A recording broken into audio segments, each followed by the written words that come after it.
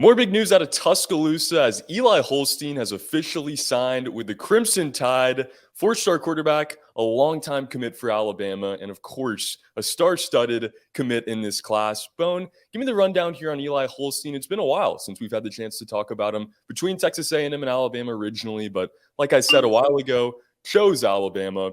What's the rundown on Eli Holstein?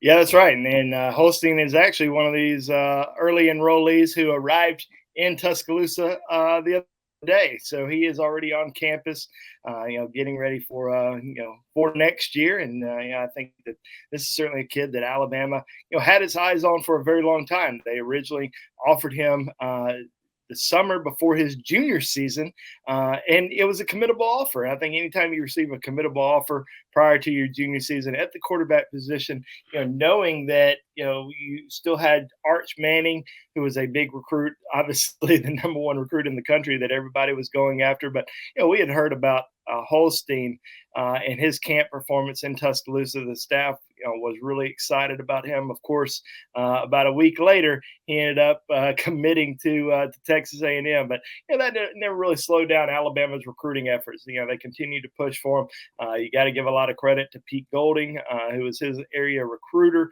but also Bill O'Brien. Bill O'Brien had built a really strong relationship with Eli throughout the process.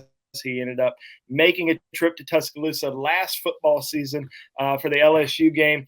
And that's kind of when the door opened up even more for Alabama. And he really, started reconsidering his decision. He reopened his commitment, took a junior day trip to Alabama, and within a couple months ends up, he reopened his recruitment, but then committed to Alabama a few months later, which we all kind of felt like Alabama was going to end up getting him.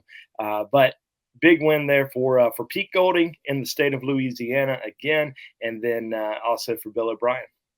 Yeah, big time commit out of Zachary High School there, like you said, in Zachary, Louisiana, but he was committed to Texas A&M originally. What were the factor that ultimately swung his decision here? Well, I think obviously quarterback development. I think he felt very comfortable in Tuscaloosa. Felt a really strong connection with the Alabama coaching staff. He's seen the way that Alabama has produced quarterbacks year after year.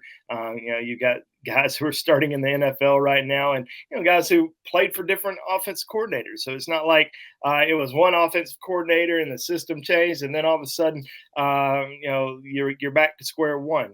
Alabama has been producing great quarterbacks. They're going to continue to produce great quarterbacks.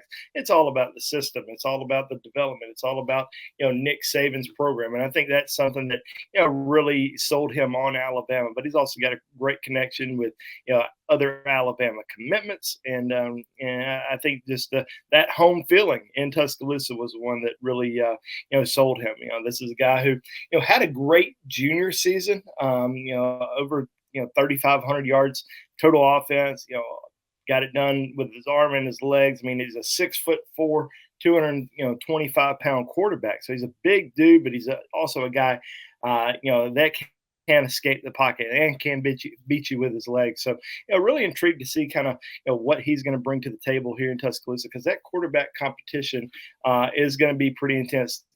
He didn't end up winning the state championship this year. Last year, went 15-0 as a junior. Bounced out of the state playoffs a couple weeks ago, but still, had a good season. Ended up, getting hurt a little bit during the season, hurt his shoulder, but came back, had a pretty good year. And, this is a guy that I think Alabama's really excited about. He's a guy that they had their eyes on, like I said, from last summer all the way up until now. He was one of their top 3 quarterback targets from the get-go.